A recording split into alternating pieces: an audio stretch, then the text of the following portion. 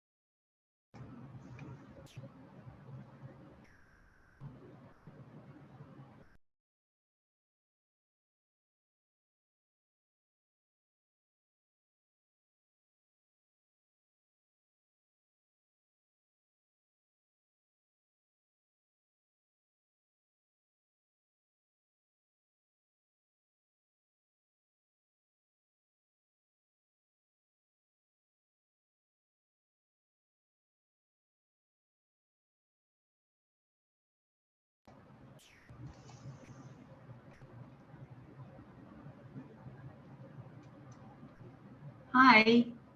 Hello. Am I the only one?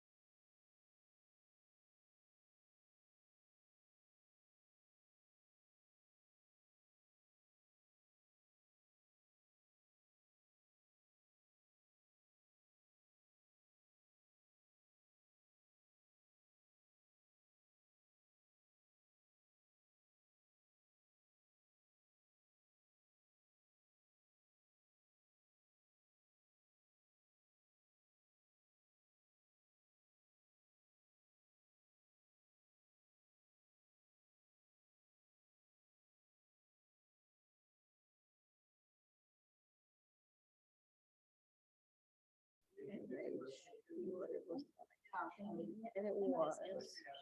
So it should be microphone USB audio 1. Yep. And then Huddly Go. Yes. Perfect. Okay. Now go ahead and share. So whenever they're ready to start speaking, we want them to click share screen and share the. So go ahead and click it now just to the tester. And we're not going to actually select the PowerPoint. We're going to select screen. And that way, if they change PowerPoint, if they change anything, it's like whoever's online sees it, period. Yeah. So that's what we're going to click. I wouldn't do it until they're actually ready to start though, because we don't want this person to be stuck just staring at themselves. Yeah. Whenever it's time to start, you can ask them to speak right away, but that's what they should do is just do click screen. You can be up here to help them when they start if you need to. David Russell there, that's the speaker, so that works out. And okay, all right, I'm gonna run. If it happens again, just Weird, text us. because usually when I share my screen, I don't have that option at home. I always click that option. Look for it next time. I don't know why. Yeah, so basically it's just like that way It's if you the best change your option. screens, it changes with you versus like Yep. you just share the PowerPoint and then you click off. Yeah. They still see the PowerPoint. Yeah. Yeah. Yep. And so what you did today with the whole like model of running back and forth, totally fine as long as you're fine with it. If you prefer to leave it within there, welcome to just repeat the question, whatever's easiest for you. I don't mind. And it's something the volume in here is good. So David Russell is a virtual speaker. If for some reason the audio gets bad, there should be a way to edit in here. Yeah, if you click the logo, it should be, Yeah. should pop up right here once it loads. I got applause yesterday. Running back and forth. Nice. Nice. I almost applied. It's funny. I almost did. She was booking it. Wait. Yeah, you were. Well, no, that's like tablet volume. We just turned it off, I think. Yeah. Uh-oh. There we go. There it goes. Volume. I'm looking for volume. There we go. It's like maybe laptop. Yeah, but If that's the wrong input though, so that's not gonna work. I saw my It's slides. gotta be house PC. Exciting. How you doing? Good. Oh yeah, you're right. You should look again. Yeah. Perfect. Okay, so can you turn the volume up for some reason? Just started the other day. But He's here. Khalil Barnes. I know that, yeah. From Georgia. Yeah. He's good. They're excited. to get in there.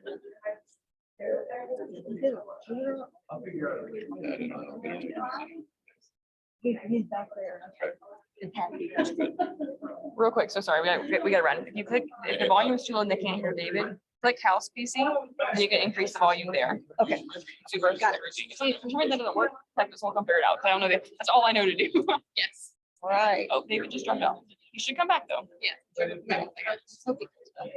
All right, we're good to go. And the lapel mic's good there. Did you talk about? Yeah, they said they figured it out. There's a certain way they had to like take it again. Okay, that works. So I told them they have to get just a text. Doing a good job. Yes, everything's going great. Yeah. Yes.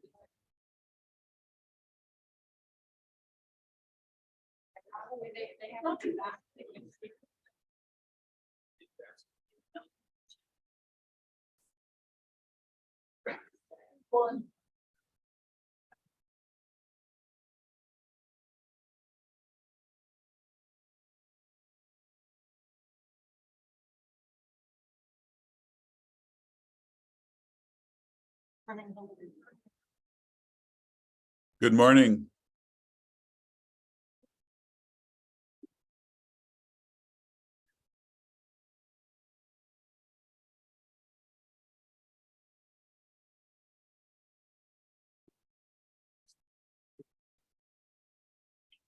Good morning.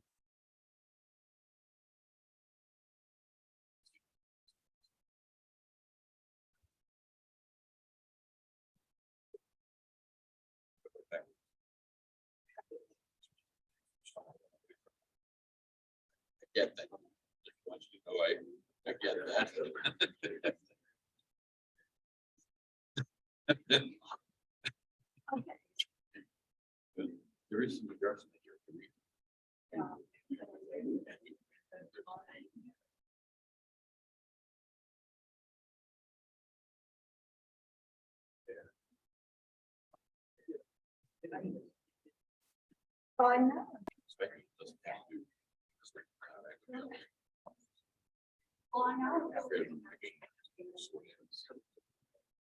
Good morning.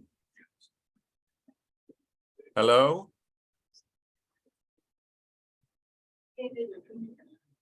Good morning. Hello? I'm backwards in the camera. Hi. Hello. How are you, Fran? Hi, David. How are you? Good Welcome. morning. Good. Hi, who am I speaking Are you ready to? to begin?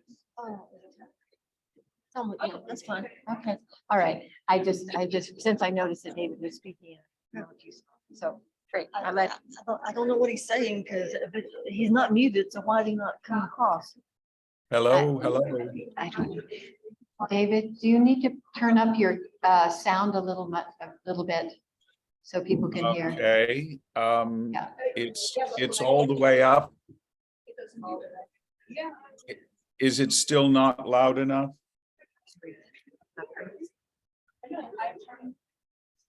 Or you turn it up in the room. Yes? Okay, all right. Thanks, David. We're good. Thank you. I'll Good. get out of here. Are Heather and Lee there? Yes, hi, David. Hi. You're way too far away from me to see features with the angle on this camera, so that's why I'm asking. So I think we'll just have questions after each presentation, assuming that we leave our colleagues time to ask questions. If we divide the time exactly evenly, we'll have 25 minutes each. Okay, So does that seem reasonable? sure, that sounds fine to me. Yeah, so if you would plan to stop after 20 minutes and just open it up for 5 minutes of questions, or stop after 15 minutes to open it up for 10 minutes of questions, that would be great. Okay.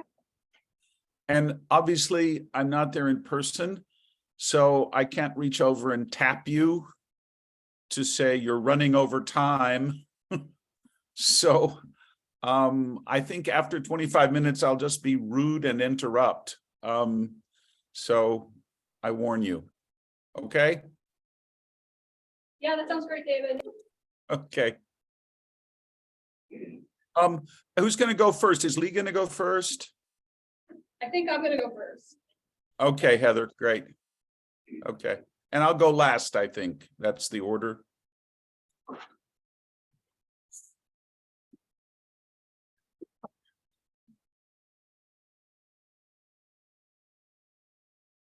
Okay, thank you. Thank you for being here today. I am Heather Bastian. I am the Director of Communication across the curriculum at UNC Charlotte.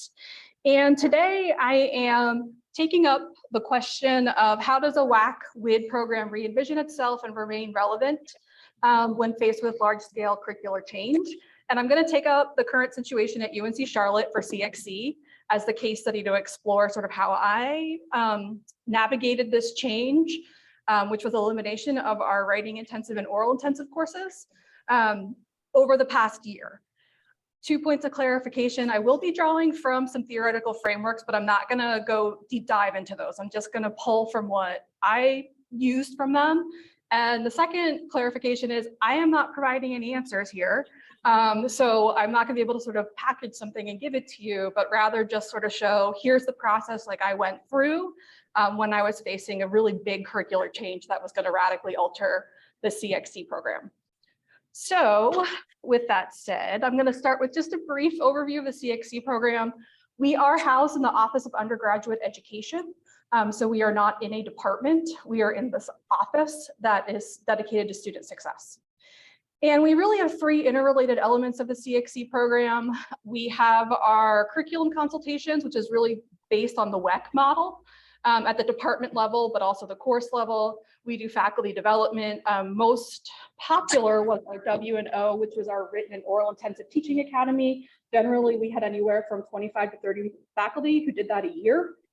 We also had our second year critical thinking and communication course, which is LBST 2301 teaching academy, which really we only put about 12 through a year, so not as many. And then we have student communication consultants, and these are embedded peer tutors, peer mentors that are in writing intensive and the LBST 2301 courses. Very popular program, really well utilized. It's a very integrated model. It is not an add-on model. They are integrated into the course and teaching practices. In terms of what was most highly utilized in our program, it was the faculty development and the student communication consultants. We just had a really hard time getting faculty investment in and really time to do really deep curriculum work at the department level. There wasn't a lot of incentive. We tried with lots of departments. I went to lots of department meetings, did a lot of that work, and it just never really seemed to go anywhere. So we really put a lot of effort into our faculty development and our student communication consultants. So we recently adopted a new general education program. It was approved in December by our faculty senate, and the way I kind of describe the change is we went from a very individual courses, silo-based, disciplinary, knowledge-based gen ed program to this integrated, competency-based, sustained engagement model. So what I like to think of it as, and I described to faculty, is we went from like a I am an island model to a kumbaya model with no steps in between, right? This is where we did. And this meant that we had a written and oral intensive graduation requirement. Those are those WO courses with the teaching academy. Students had to take 6 credits or 2 courses of written intensive and then 1 oral intensive requirement. So basically we had these 3 courses, and now we moved to what was being called a seamless integration model with no sort of backing of what that meant. It just meant that we would have seamless integration of these competencies in the majors. So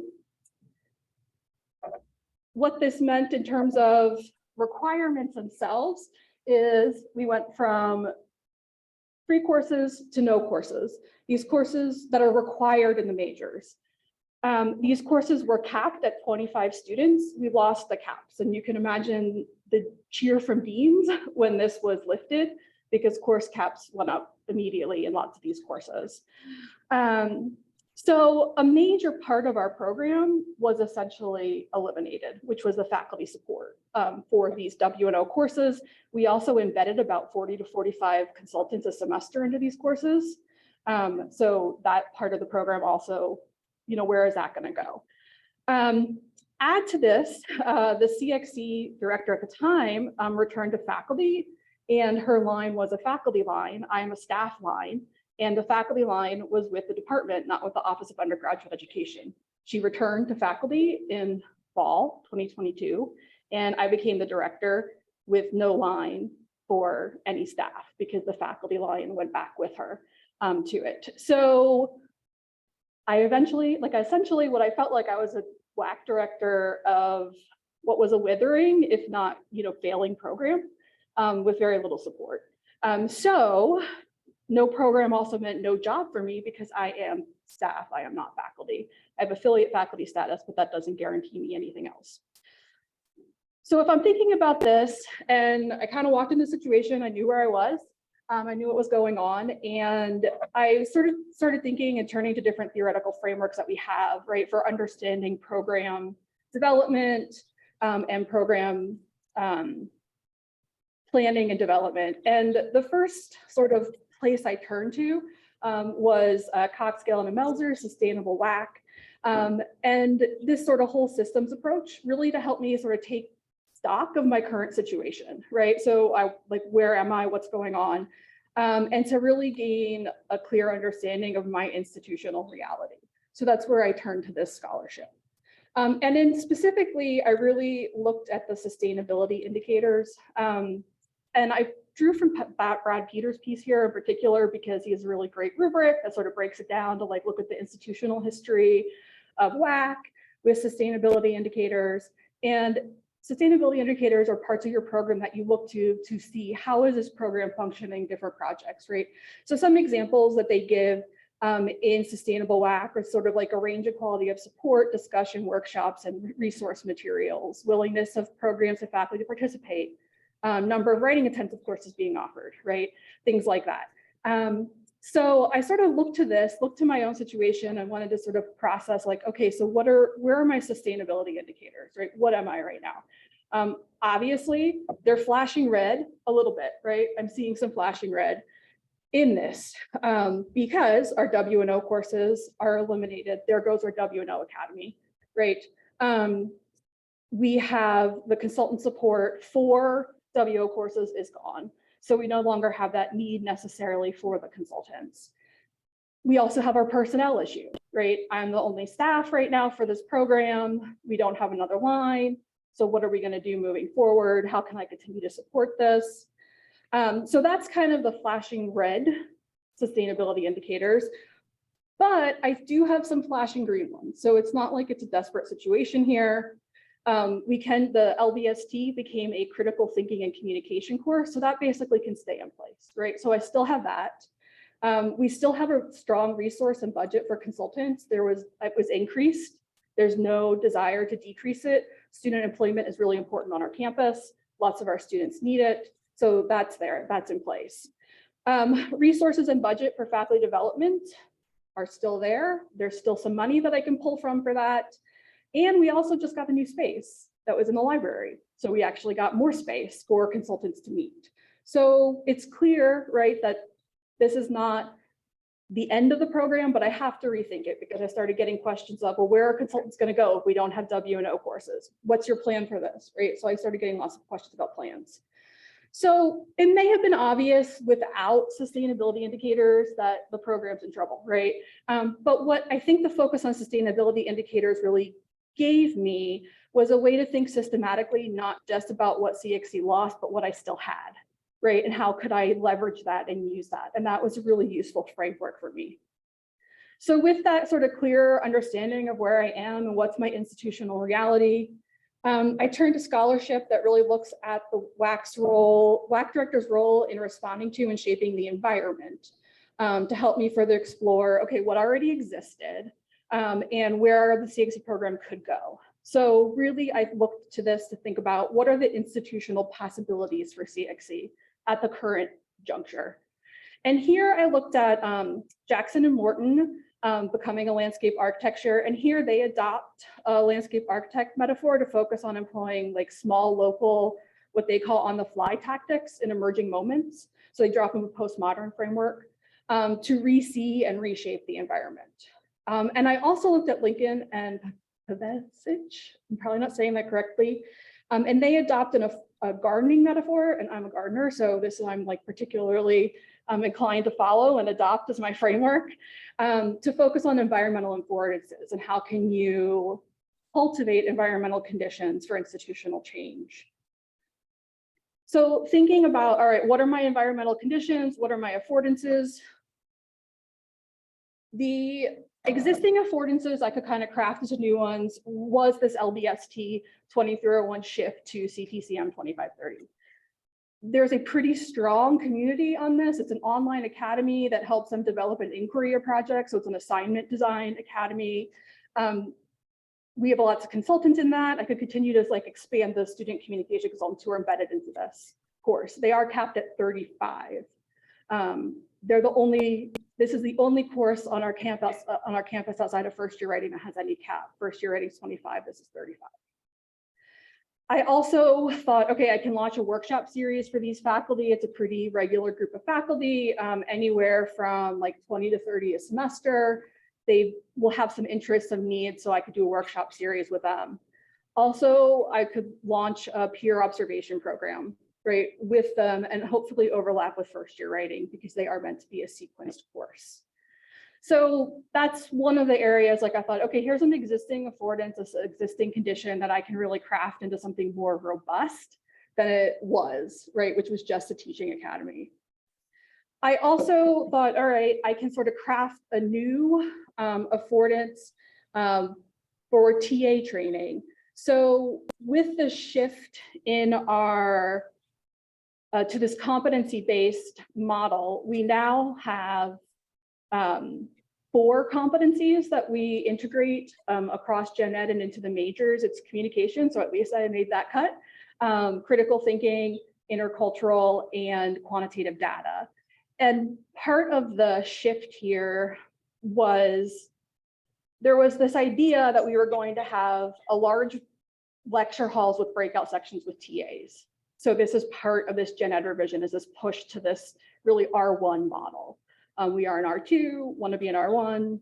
Legislature said we can't become R1, doesn't matter, we're pushing forward. So we have these breakout sections now that are being led by TAs. So this was a chance for me to really think about how can we embed consultants in these sections and create communication enhanced breakout sections.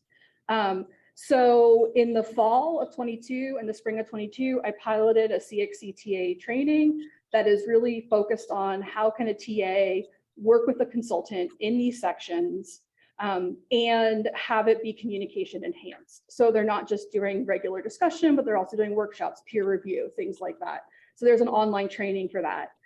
They also get trained to like, how do you give formative feedback? How do you grade? Things of that nature. So that was kind of a new affordance. Like I saw right away and I was like, I want to do this. I want to pilot this. Let's go. In the fall, it's expanding. There were though 2 affordances that were harder for me to shape. And those were, we were going from 1 competency basically to 4. So in our previous gen ed, the only competency that was called out really was communication. It was in our first year writing, our second year course, and then up into the majors with the W and O requirements. We now have 4. So we went from departments who didn't want to integrate even communication to now you have to integrate 4 competencies, right? And the gen ed program where, okay, we have writing, but now we're going to emphasize these other competencies as well in that curriculum. And that's where the competencies in the majors of the seamless integration really was a hard turn for me because we had so much resistance from departments to begin with. So how do we get departments, right, to do this work that they didn't want to do before, but now is part of this new program? So these were sort of my wicked problems that Sheffield talks about. When she talks about advocates for design thinking, sort of as a strategy for addressing structural curricular problems in WAC, like from a user perspective. And she specifically identifies these issues as wicked problems because they can be difficult to define. And I really was struggling to kind of define like, well, what is the problem of going from 1 to 4 competencies? Like, is that an issue? What's the problem there? What's really the problem with the department model? They also, traditional approaches generally don't work for these kinds of problems. So things that I may have gone to in the past, like the WAC model, already wasn't working. So I didn't know what to do. And then she also says, like, with wicked problems, there are lots of solutions, right? So there's lots of ways I could have gone, right? Things I could have done with this. And she suggests that identifying wicked problems helps WAC administration focus on specific users. And I'm going to quote here from her, quote, consider all the various complexities inherent in a problem, and it reminds us that new problems will emerge as we work on taming the initial issue. The wicked construct can help us troubleshoot and plan ahead, end quote. So I took kind of the wicked problems construct and really started thinking through the institutional complexity piece here to re-envision CXC's role sort of outside of a traditional WAC, WID, and WEC model. So still pulling from them, but like I kind of need to think about how am I going to make this work? So as I already mentioned, why were the 4 competencies kind of a wicked problem for me? Again, we went from 1 competency to 4 competencies that we were emphasizing in our undergraduate curriculum. Before, in the Gen Ed program, everything was very disciplinary specific, very focused on, okay, we had a social science requirement, you had an arts requirement, right? And now we're going to have these theme courses that emphasize intercultural and critical thinking competencies. And we're going to have these courses that emphasize these competencies. So it's a big shift in pedagogy and curriculum, right? To be thinking about it. Again, we went from I am an island to kumbaya, we all work together and we're all integrating these competencies and we're going to have all these this model where we all build on each other. So it was just a very different way of thinking about curriculum that was going to require a lot of big shifts in the way departments and faculty approach courses and their majors. And again, we go from 1 to 4. So here are some of the problems I was encountering, sort of like, well, how am I going to position communication in relation to the other competencies and not make this a competition, right? Like, well, communication is the most important one and all the others fall behind it. Or the other people saying, well, critical thinking is the most important one. So like, how do we not make this a competition where one of these competencies is going to lose out, right? Especially when, I should also add to this piece of it, the task force that put together the proposal had basically 0 integration planned. There was a framework and there was a model, but the integration was not there, right? So majors were told, you must integrate these competencies into your major, but no plan for how they're going to do that. We're going to make these Gen Ed courses, these theme courses that are going to emphasize intercultural and critical thinking, but again, no plans for how that was going to actually happen. Which ended up being, I think, working in my favor, but was not an ideal way to go about it because it was a very stressful year. So I was like, how do I not make this be a competition, right? Now that we have 4. Also, though, at the same time, how do I make sure communication doesn't get lost in the mix because it's perceived as being the most time intensive of these competencies, as opposed to the quantitative or data, which they can do multiple choice testing, right? So I'm like trying to think like, how do we not get this lost in the mix? And then also, how am I actually going to help faculty integrate different competencies into their courses? How do we actually do this at the Gen Ed level? We're expecting them to do this, but we have not identified what are pedagogical practices that support intercultural, what are pedagogical practices that support this. So these are the problems I'm encountering with the 4 competencies. And again, then with the competencies in the major, the seamless integration, again, least engaged part of our program, the hardest part of our program, the most difficult piece to sell, even though I stand behind it, I think it's the way to go. Really hard to get traction on it on our campus. So in my mind, I'm thinking, all right, we're going from asking departments integrate writing into your department with these writing intensive and oral intensive classes to, okay, now just go seamlessly integrate this. We're not going to tell you what that means. And we're not going to give you any instruction for that, but we want you to seamlessly integrate, which is what I believe the WAC model is working toward, right? Is this kind of integration, but again, no instruction for how to do it. So the problems I'm thinking through there are like, how can we help departments do this kind of work in general? Right? The WAC model wasn't really working, but how can we get them re-engaged in actually doing this kind of work? And then how do we encourage departments to do this work with not just 1 competency, but with 4, right? So we're saying do more than we originally were. So what I think the wicked problems also did help me think about here too is that really that user perspective, and my users were faculty and departments. And I kept going back to, we're asking faculty and departments to do a lot of work, but we're not helping them. We're not providing any support. We're not providing any direction. We're not providing any processes. We're just saying, go do it. And that's pretty typical of higher ed in general, right? We say, go do this with 0 support for how to do it. And this is where I thought CXC actually could step in and could be very valuable.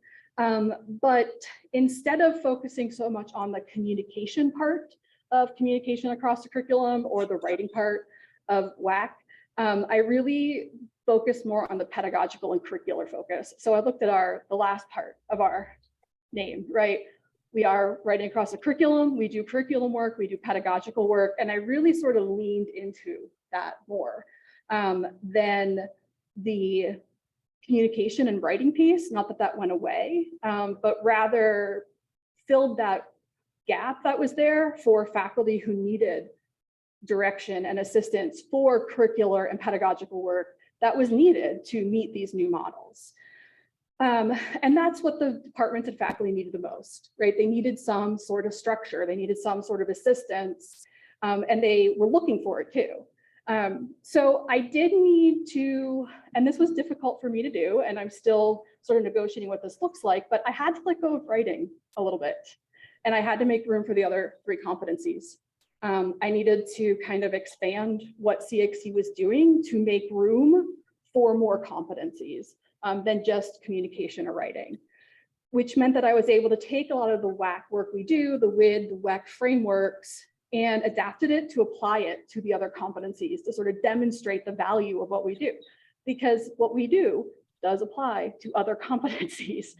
So it really kind of forced me to break out of the starting every conversation with writing or speaking or oral communication or whatever the communication piece was that I was emphasizing, to emphasizing the curriculum and the pedagogy and how we could work with that regardless of the competency you were trying to integrate.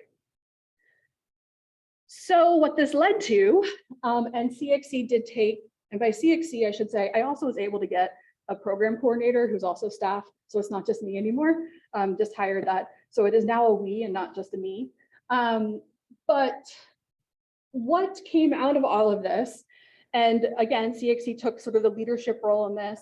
I worked with our Senior Associate Dean of Undergraduate Education, who has oversight of Gen Ed, to develop what is the Charlotte Core and is going to be the Charlotte Core moving forward. And what the Charlotte Core is the intentional integration of these 4 competencies into and across our general education curriculum, our departmental curricular, our co-curricular activities, really to think about an overarching educational experience for UNC Charlotte students. So by the time they graduate, we can confidently say they have experience in these, they've had lots of practice and experience in these 4 competencies. I had a GA do this is not my graphic, a GA did it, but it was a kind of my vision. She just made it a ton better. I would never share what I actually came up with because it's embarrassing. But this is the piece that I was trying to emphasize, is that out of Gen Ed up into the majors, integration was key for the task force. What this has meant for CXC, as I said before, we continue to support that teaching academy. We continue to support communication consultants, but we have extended them beyond the CTCM 2530 Gen Ed into other Gen Ed courses that are emphasizing other competencies, but they want to have a communication enhanced breakout section. So we've been able to make that move.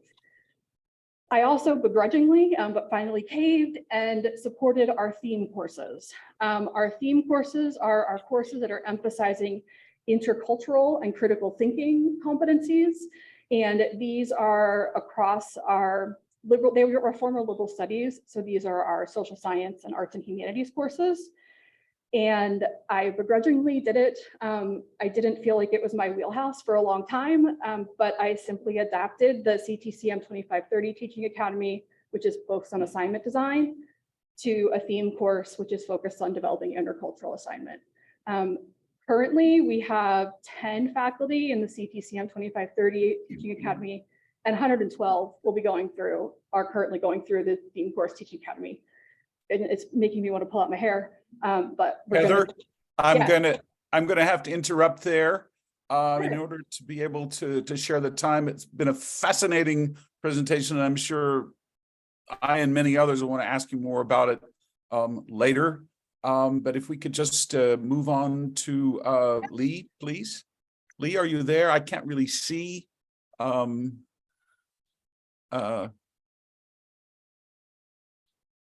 Yeah. Lee? Yeah.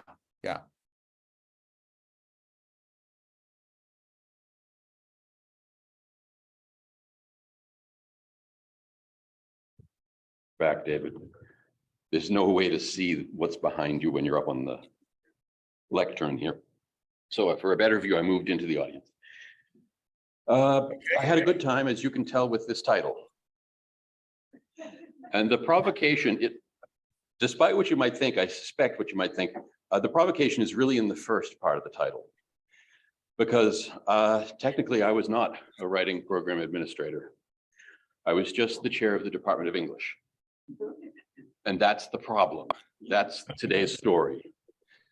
So a little about me.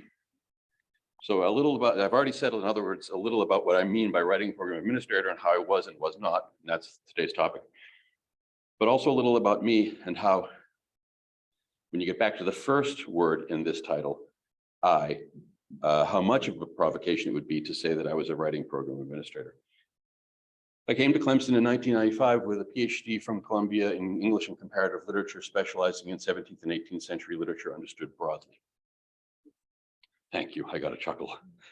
Right, I expected more people to laugh at the very idea.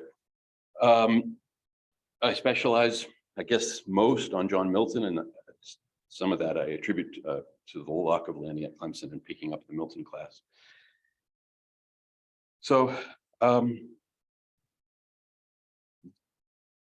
when I got to Clemson, I became aware of things like writing program administrators, writing in the disciplines, writing across the curriculum, communication across the curriculum, none of which had been part of my prior education.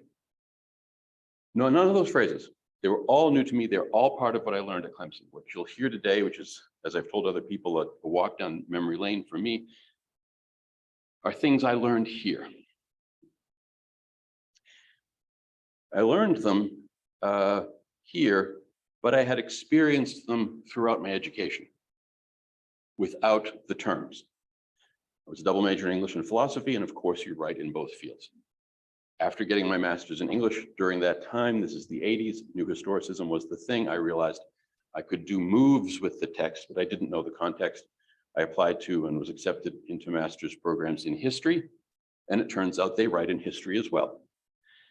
I worked for 2 years full-time and studied part-time to get that second master's, and my job was as the administrative assistant to the director of composition at my university then. I wrote a dissertation on authors who are also architects. I did a graduate seminar in architectural theory in the Graduate School of Architecture, Preservation and Planning, and it turns out they write there too. Of course they do. I volunteered for the time that I was in graduate school for 7 years at a performance art space called The Kitchen in Manhattan and Chelsea, which is now turning 50. When I was volunteering, it was turning 20. And I put together a collection of essays. I contacted many artists who had presented at the Kitchen over the 2 decades of its existence. And they wrote essays because, being artists, they write. So I was struck by seeing that these days, US News lists my alma mater, my graduate alma mater, among writing in the disciplines, not in the top 10. But I never heard the phrase until I left that place. I learned that phrase here. So a little about what it meant to land here. I landed in '95. So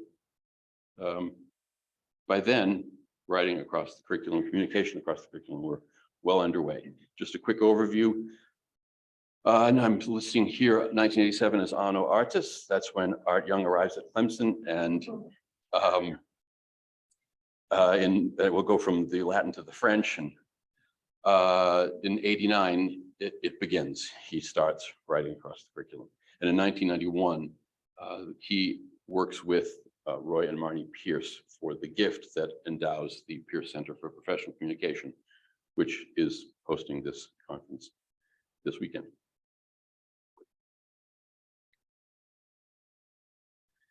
And when I arrived, this is a schematic. There's a little footnote here in the gray that it's participating departments, merely representative, not exhaustive. This is what was happening. This was the support. Pierce Center at the center, literally, of this writing across the curriculum initiative, hosting workshops where the arrows signify collaboration. engineering, agriculture, poli-sci, nursing, education, business, etc., landscape, were working together to put writing into their courses. And notice the position of the English department carefully outside this, but feeding into the Peer Center. Art was in the English department. Carl Lovett was in the English department. So there's a relationship, but this is centered on the work of the Peer Center. Art has recently written and published an essay on his time at Clemson. And in there, he notes that in our Writing Across the Curriculum WAC initiative, this is the one on the lower left in yellow, teachers in every discipline create writing assignments, which I know is not news to this audience, but I think it's important just to remind ourselves that writing across the curriculum means in every discipline creating writing assignments. By 2000, several hundred faculty had participated in one or more workshops, several hundred faculty. I think that's a pretty high percentage of the faculty at the time. Clemson now has about 1,300 faculty. It was smaller 23 years ago. So there's a high percentage of the faculty involved in the Writing Across the Curriculum initiative, creating writing assignments in their courses. As a result, some of you, of course, know this story, and my thanks to Art and Donna for providing these illustrations. I made the mistake of leaving my copy of the Time magazine in the chair's office when I stepped down from being chair, and it's disappeared. I'm sure because it's a collector's item, not because it's been recycled. Time magazine sent a reporter to find out what was happening at Clemson with this fella, Art Young, and this Writing Across the Curriculum initiative. And rather than write a story in the regular Time magazine issue, they instead included a story about Art and Writing Across the Curriculum in their attempt to compete with U.S. News and World Report, Time, Best College for You, with photos of Art here, Carl Lovett on the lower left, Jerry Waldvogel in the center, and Patty Connor Green on the lower right of this page. And they left, put it into the Best College for You, and named Clemson the Public College of the Year. This was the summer of 2000. It's hard to overestimate the impact of this. More about that in a second, but I found a press release online still from that time, and Clemson quotes Art in this press release. A simple definition of WAC is that students use written language to develop and communicate knowledge in every discipline and across disciplines. It's using writing as a tool for learning, says Young, which first off, I think to those of us who are interested in writing across the curriculum understand that that's the case, but at the same time, those of us who know Art Young can hear the subtleties, the directness, and how much he's communicated in that sentence about learning and about writing and about teaching. Huge impact on Clemson. First off, everyone who was at Clemson at the time was given a t-shirt, literally.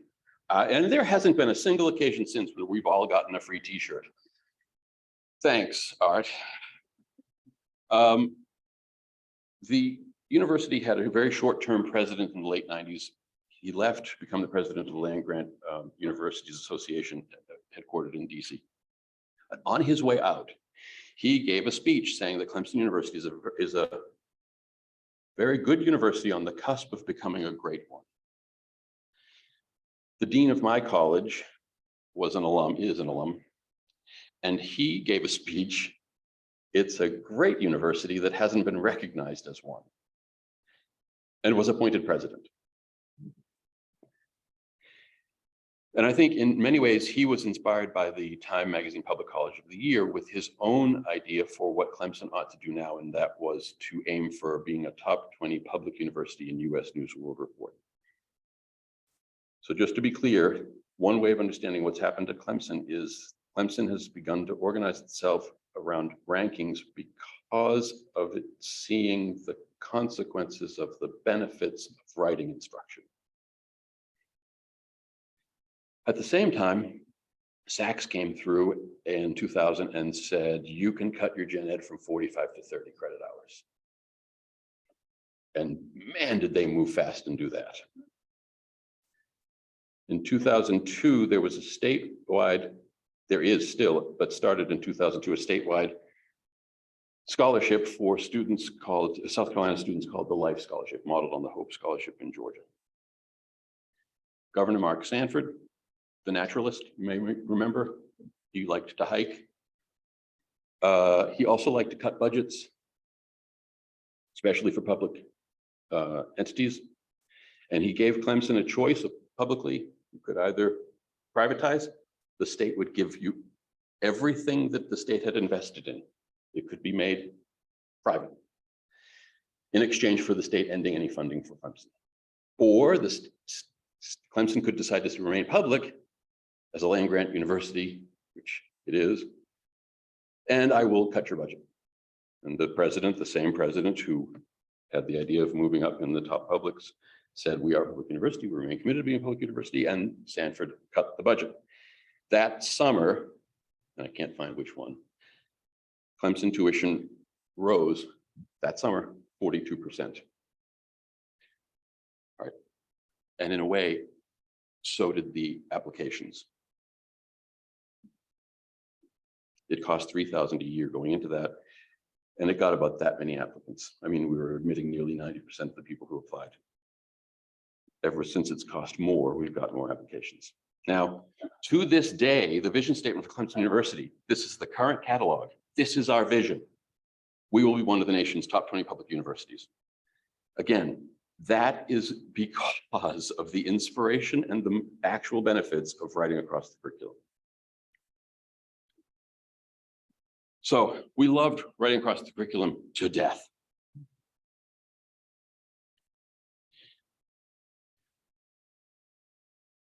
Between 1989 and 2005, it was writing across the curriculum. It was, as Art said, using writing as a learning tool, creating writing assignments in the disciplines across the curriculum. But in 2005, an unknown group, I have one former colleague who moved up into the provost's office, and he reports being in a meeting where a decision was made to create an advanced writing requirement. This writing across the curriculum is so good, let's make it a requirement for everyone.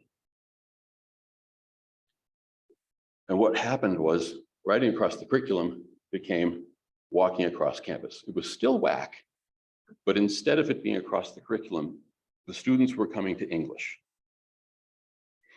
Instead of writing being distributed across the curriculum, the students were all zooming in on the English department for classes. And so the model got flipped. The collaboration, the arrows that used to go around this circle dropped off. All the arrows came in at English.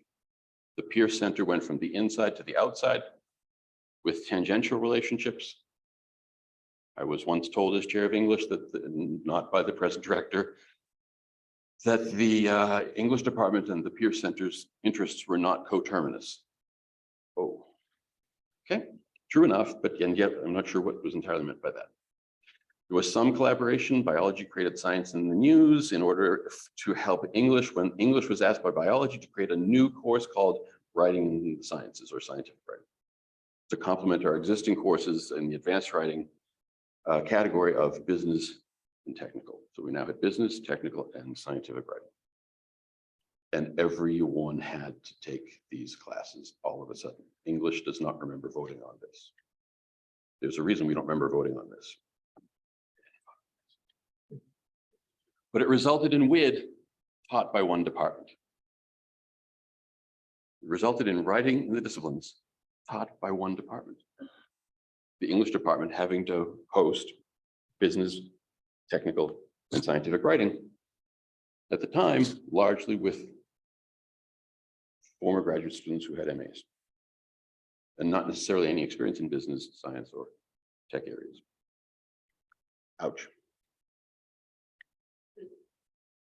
At that point, not that I've talked to Art about it, and maybe I'll have a chance to later today, I noticed that Art started to take a different approach to writing across the curriculum. He started poetry across the curriculum.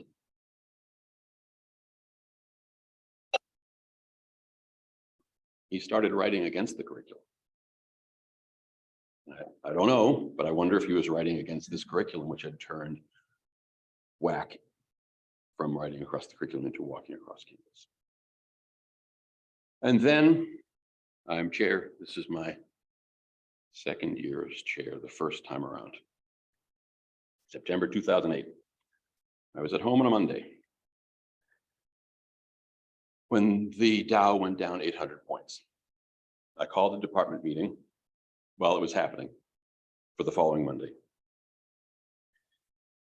And when that department meeting occurred, I said, I projected the Dow, couldn't find it, I couldn't find the Dow just for you, but I projected the Dow and said, look, this is meant to predict or said to predict economic activity 6 months out. It's at times like these, I told them, that I reach for the little red book. And I picked up my copy and I turned to my favorite essay, The 18th Premier of Louis Bonaparte, in which he says something like, men make their own choices, but they do so not in conditions of their own choosing. And I said, we're going to have to make choices. They are not in the conditions of our own choosing. If we make them now, we'll be better off. We can set our conditions better now than we will be able to 6 months from now. And what we decided to do was end the advanced writing requirement. With a vote among the faculty, regular faculty, only lecturers were not allowed to vote under the university's rules at the time, 31-1. So near unanimity to end the requirement. We continued to offer the course to some departments. This is my worksheet from March of 2009. We would continue to offer the course. We're of course remain committed to writing, and we want to work with you. And other departments were happy to see the requirement drop out of their curriculum. It was good to get ahead of this. This is a chart of state appropriations in the state of South Carolina. Clemson is the blue line. You can see what happened in 2009-10, complete plummet. And here's a table showing the state appropriations. That's the amount that's given in a block grant from the state to Clemson from 87 to 2020. It's down 23.38%. So even after coming back up a little in the blue there, still down a quarter. In the purplish on the top pie chart, highlighted in green, is the state appropriation for the year of the Great Recession. At that point, the state appropriation was $163 million. Here's the budget for 2021. The state appropriation here in a brown on the left, highlighted in green, is 95. So it went from 163 to 95, and that reflects increases in the years closer to 2020. Now, one thing to notice is that the student fees have gone from 223 in this one to 479 million in this one. So in other words, and this is in response to the very good panel I went to this morning about austerity, Clemson has gone through a 15-year period of austerity and turned it into growth.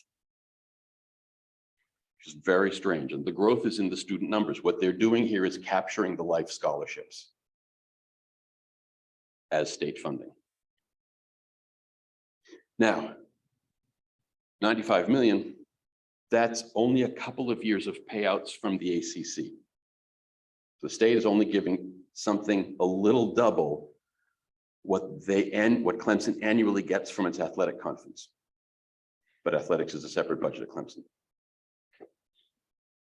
So the Clemson undergraduate population in that 15 years has gone from 14,712 to 22,467, a 52% growth, putting extraordinary pressure on the town.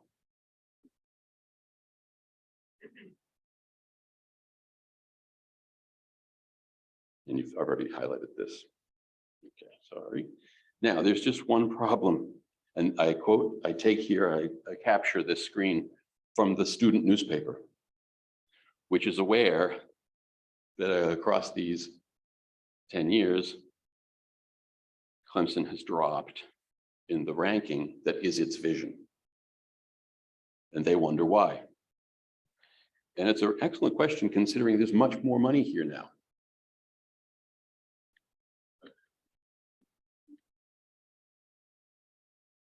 But I think WAC is part of the issue because WAC, actual writing across the curriculum, is a proxy. It's a barometer, it's a measure for small class size. And thus investment. And in this case, by making the change we made 15 years ago, when we had everybody coming to us for advanced writing, we had 188 sections of business and tech writing during a calendar year. 15 years later, we are numerically equal to 132.52 sections of advanced writing. Subsequent chairs, I believe just this year, had to bump these seat numbers up from 19 to 25. But it means that we are actually teaching many fewer sections than we did in 2008. We didn't, in other words, have to grow as fast as the university did because we made that decision, because we set some of the conditions for our own department. But we are falling. Partly, we lost paying attention to small class size. That's an important thing for US News, classes under 20, because that's an investment. It also enables student classroom engagement, student metacognition. It also, WAC, represents a shared commitment to student intellectual development across the campus. And I might put it this way because of my time as a chair at this university. This shared commitment to intellectual development occurs at what administrators I now know call enterprise level.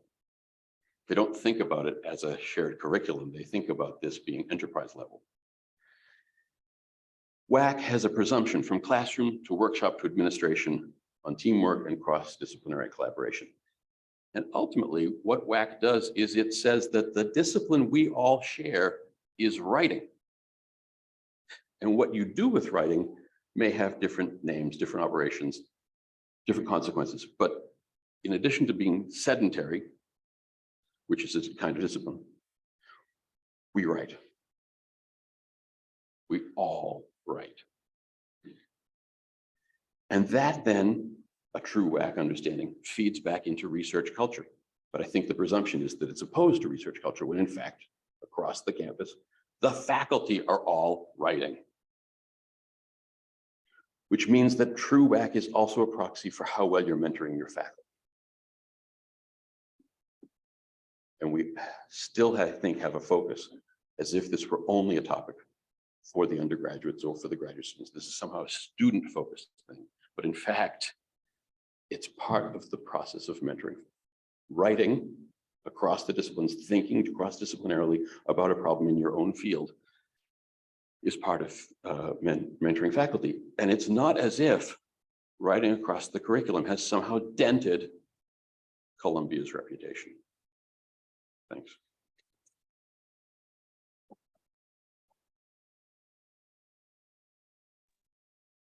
Thank you so much, Lee, for that fascinating presentation. And I would like to jump in here and begin mine, but I need some indication that folks can hear me. I'm not going to use a PowerPoint, but I need to know if you can hear me. Yes. Okay, great. Well, I'll go ahead and start then. The next 50 years hold great promise for WAC-WID research. And I'm going to refer to a number of things that have been published in the last few years that I think point toward the future.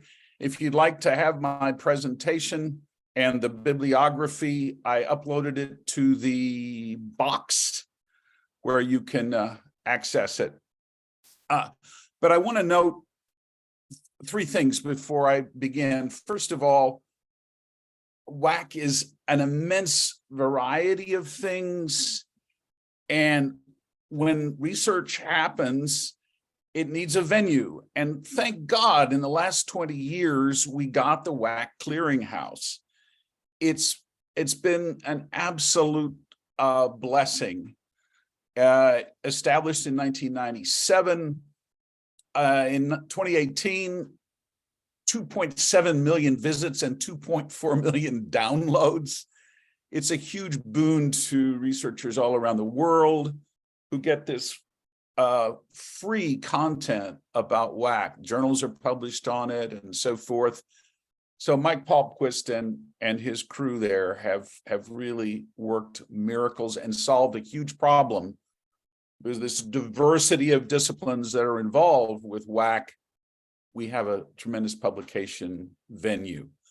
The second kind of preliminary is that a lot of research in the future will, I hope, be the kind of research that we heard Heather refer to over and over and over, which is really smart thinking about how WAC works at a practical level, but theorized in a very sophisticated way, in a very useful way.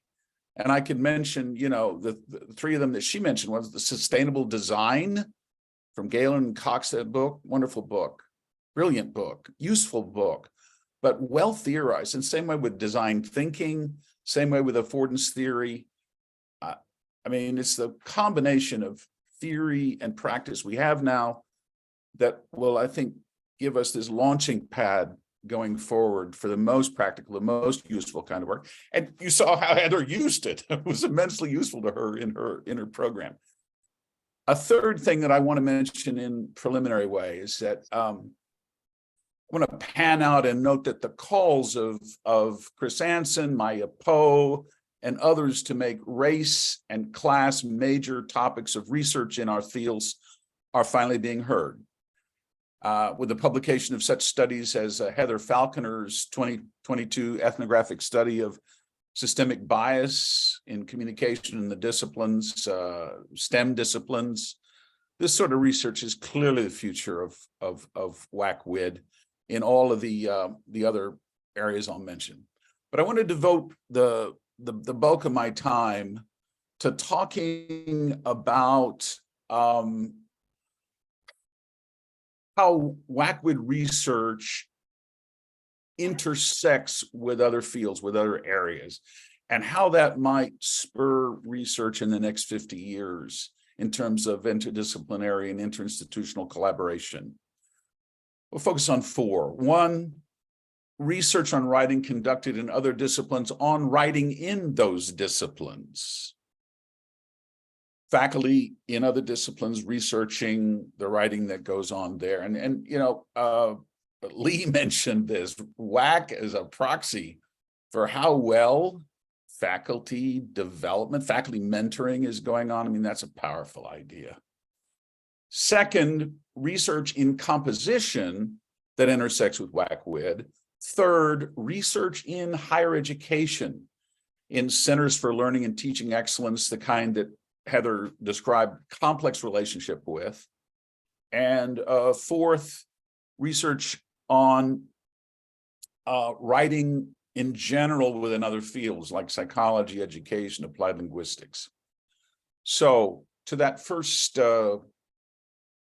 area, the many silos out there in other disciplines, WAC can partner more effectively, I think, with research on learning in the disciplines conducted by the disciplines. While there's been research in almost every discipline on ways to improve learning through writing, including, for example, mortuary science, forest pest management, both of which cite my article. Relatively few disciplines have taken on board writing as an important project of ongoing research and theorizing over time. And the exceptions are really important ones.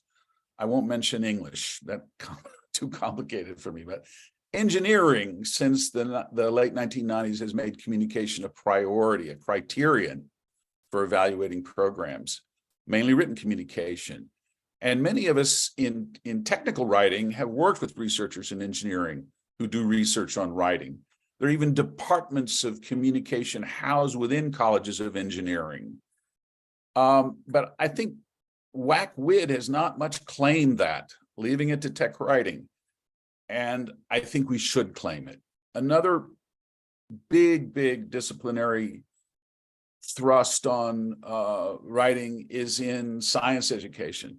Now, this particularly at the secondary school level, also mathematics education, large-scale research efforts, stretching back many years into the relationships between writing and learning in those fields. But I don't think we've really adequately partnered with them. We haven't penetrated or really much attempted to penetrate those silos.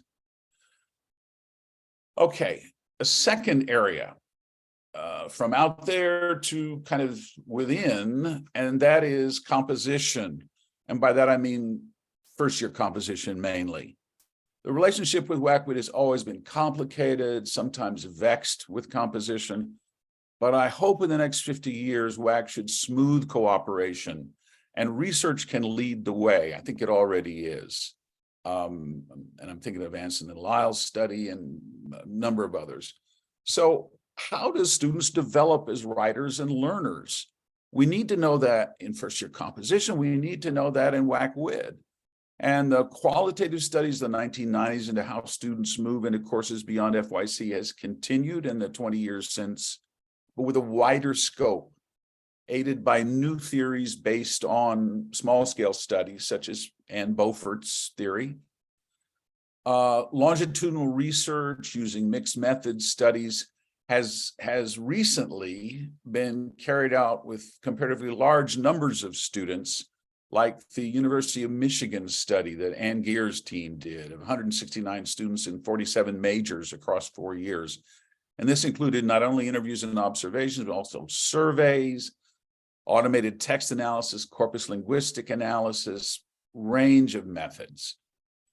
And they found that curriculum shapes students' writing, but that students subvert or supplement, that's their alliterative phrase, subvert or supplement curriculum with writing as their writing is linked to their personal and social development in ways that students shape given their prior experiences and perceptions. I think this is immensely important to understand how writing impacts the lives of students in their development as learners and as people.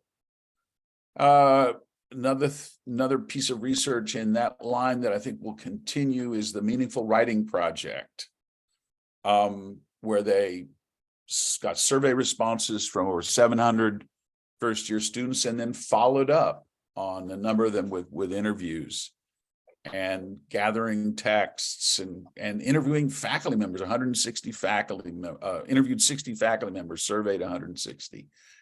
And they found that students valued writing projects that offered them one or more of these three possibilities: agency, freedom; engagement, caring; and learning for transfer, their future. And the faculty interviews are fascinating. If you haven't seen that book, really must, and see if it inspires you to do some future research. And here we hit the T word, transfer. And that is such a fascinating subject. And it's been the object of some research in the last 10, 15 years, increasingly with the work of Elizabeth Wardle, Doug Brandt, and others. And I think that we're really getting past this idea of transfer, taking, something of this course and packaging it up and then taking this other course and then unpackaging it and using it. It's much more complicated than that. I think a good synonym for transfer is growth, development. So I think we're going to see this happen in interesting ways. Bawarshi and Reif have been working with transfer and genre theory and lots of possibilities there. A third area, and that is, as I mentioned, college centers for excellence in learning and teaching. At my university, it's called CELT, Center for Excellence in Learning and Teaching, others at teaching. But this movement began in the 1960s. It was organized officially in 1976, about the time WAC got started, really, as the professional and organizational development work in higher education called the POD, as part of the American Association for Higher Education, has its own journal, POD Quarterly. And it makes it, as I said, roughly the same age as WAC. And interestingly, it has about 1,400 member universities and colleges. So like WAC, it has a significant institutional presence. There's one in most universities.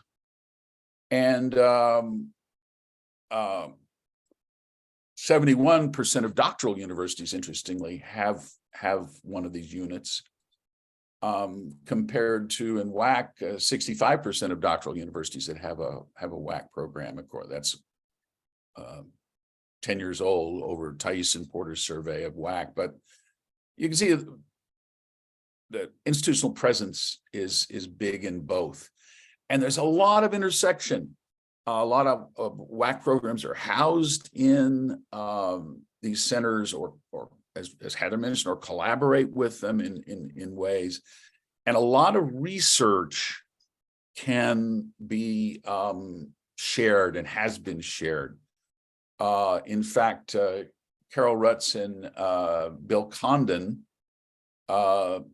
big WAC researchers, and by the way, their analysis of WAC programs, types, and sustainability is just great. They did in 2012, but they're also doing big research with POD, with these centers. So, and on these centers. And I just want to note that with collaboration from the higher education research community, it was possible to have the largest study of writing across the curriculum effects ever done. And that was the 2008 administration of National Survey of Student Engagement, NSSE, to more than 23,000 students in 82 universities. And again, Paul Anderson, Chris Thais, Gagne, and others found that writing with certain qualities, not any writing, but writing with certain qualities, contributes significantly to student engagement and by extension to learning. And the report concluded, and I think these are words to live by, when institutions provided students with extensive, intellectually challenging writing activities, the students engaged in more deep learning activities such as analysis, synthesis, integration of ideas from sources, grappled more with course ideas both in and out of the classroom. We're back to the meaningful writing study. In turn, students whose faculty assigned projects with these same characteristics reported greater personal, social, practical, and academic learning and development. And development, not just transfer, but development. So I think that this sort of massive and impactful research that collaborations with researchers in higher education can achieve. And they're on most of our campuses. Fourth and finally, the overarching field of what has come through Chuck Baserman's influence to be called writing studies, which includes WAC-WID research, includes a lot of other research efforts in writing that intersect and could intersect more. For example, there's a big effort, which we really don't think about much and don't interact with much, in psychology. Departments of psychology have major projects in research, major funding for those projects. Perry Klein and Pietro Boscolo published in 2016 major review essay of trends in writing to learn research, still ongoing worldwide, very big in Europe. It tends to come from a cognitive perspective, decays, but valuable research. And talking about things like self-regulation, how students manage their physical environment, manage their emotions, as well as their thoughts to write. So that a lot of stuff on how students use writing to learn coming out of psychology. Similarly, a lot of research coming out of applied linguistics. I mean, applied linguistics is about speaking and writing, but it's certainly about writing, academic writing. That's, I think, probably the biggest area of research. And again, this holds great promise. I'm really glad that 4Cs is developing relationships for research with applied linguistics. Also, AWAC is developing relationships with applied linguistics. And,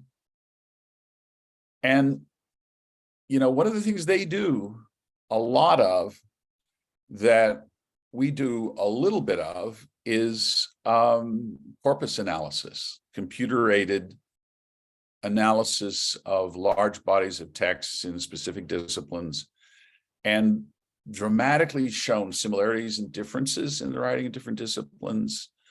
They really, I think, hold great promise in the future, especially as artificial intelligence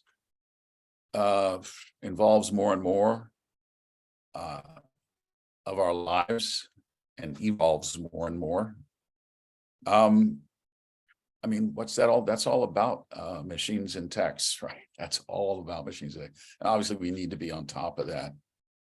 Couple of places corpus analysis has been taken up in WAC already. A study by Chris Anson, his son, and a colleague, compared the terms students used to discuss peers writing in first-year composition and chemistry in their online peer reviewing. Found that, quote, students adapt some writing-related concepts from FYC to chemistry courses, but that their application is uneven and subject to various idiosyncrasies. But it also found that the peer review system prompted students in chemistry to use terms and concepts from FYC, thus supporting what's commonly called transfer. One of the many interesting conclusions that have come about.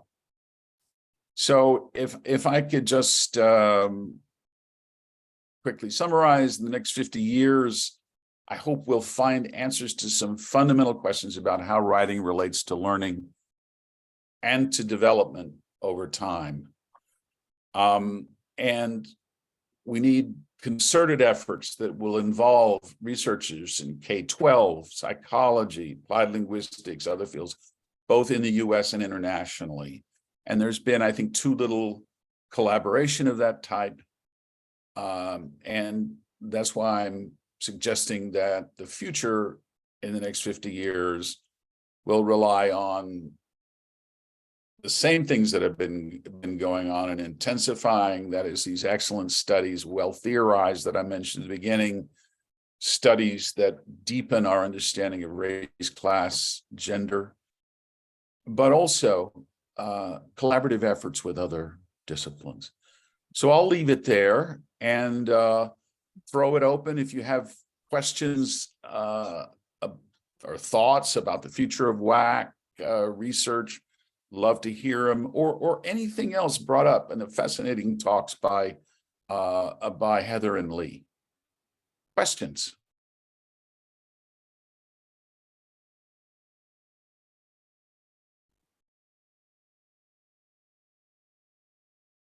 Yeah. Yeah, please. Thank you. Hi, David. It's very sorry.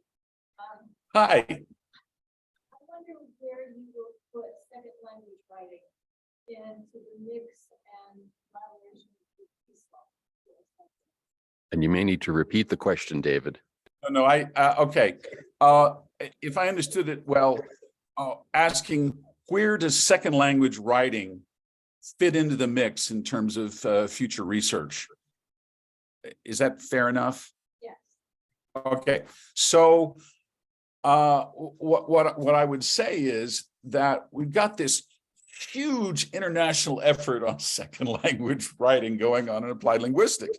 You know, my university, we have a whole PhD program dedicated to training people to do research and teach academic writing online, and automating that, and AI, and I mean, I heard about ChatGPT 5 years ago at a conference here at Iowa State. I mean, they're really on that.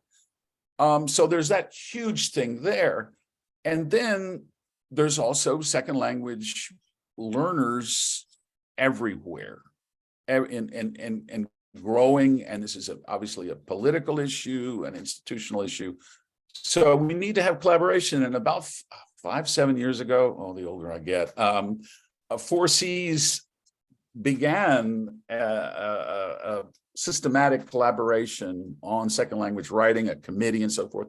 And AWAC, as soon as it was formed, has a committee on internationalization, second language writing. So I think we just got to keep talking in formal ways and doing collaborative grant-funded projects. You know, people in our field do not realize how much money the federal government passes out for writing research, right? It's quite amazing, and you can go to the NSF, even the NIH, and there's research on writing.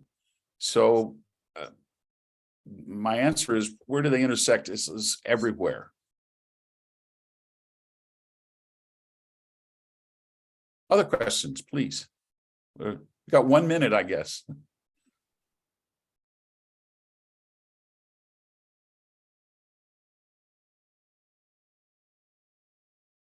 Okay. Hearing none, I want to thank all of you for coming, and for the wonderful woman in the red coat who was helping me, whose name I don't even know. Check with me after. Hope you have a great conference. I really wish I could be there. I love Clemson and that part of the United States. Take care.